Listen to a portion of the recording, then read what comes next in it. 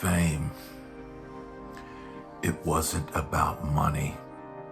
It wasn't about likes, about endorsements, about algorithms and sponsorships. It was about sound. A sound that cut through the silence like a blade. A sound that whispered of something older, something deeper, something raw and broken and true. But the world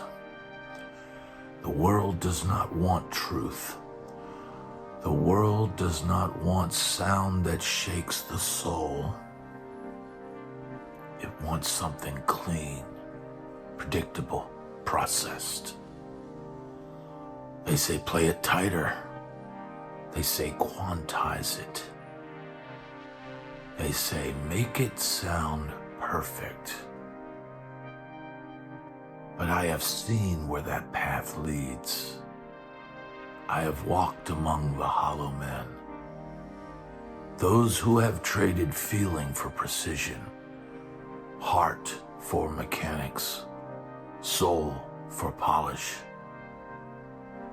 And they do not know they are dead. I have wandered the jungles of sound. I have stood in the temples of technique, where men bow to speed and precision like false gods. I have heard the lifeless arpeggios of 1,000 fingers racing towards nothing. I have seen the men who practiced 8, 10, 12 hours a day, not in search of meaning, but in search of control. Control. That is the sickness. That is the disease. For music was never meant to be controlled. Music was meant to be wild, to be dangerous, to fight back. The great ones knew this. Hendrix knew this. That's why he strangled his guitar, made it scream. That's why he set it on fire, not as a stunt, not as a trick, but as a sacrifice. A sacrifice to the real gods of sound. But today they build their own cages. They lock themselves in sterile rooms with their DAWs and their grids, tightening their tones, sanitizing their notes, bleaching the life from their own playing until it is nothing but an empty, meaningless skeleton. The bones of what was music, and they wonder why it does not move them. I went down the river searching for something real. I went past the schools, past the books, past the YouTube tutorials and the endless chattering voices, all telling me how to play, what notes to play, what licks to play, what scales to memorize, how to get more views, more likes, more relevance. But relevance is just another word for temporary. Relevance means playing what they expect. Relevance means being forgettable. And I wanted something more. So I kept going past the gates of the industry, past the safe, polished studios where everything is played 5 times in comp to perfection. I went deep. I went too deep. And there, in the heart of sound, I found it. The place where music is still dangerous, where the amps hum like sleeping monsters, where the tubes glow like ancient lanterns lighting the way back to something primal, where the guitars are worn, the strings are rusted, the notes come slow and heavy, carrying the weight of time itself. That is where music lives, but it is also where music dies. The fall of the old gods, because they are killing it. They are strangling it. They are replacing it with hollow men and hollow chords. Men who do not play music, but content. Men who do not chase truth, but clout. Men who do not bleed for their instruments, but polish it until it is just another accessory. And when I look into their eyes, I see nothing. I see men who don't even listen anymore. Men who play with their fingers but not with their souls. Men who have never let a note ring out too long, never let it drift, never let it collapse under its own weight like a dying star. Because that would be wrong. That would be messy. That would be human. And they are terrified of sounding human.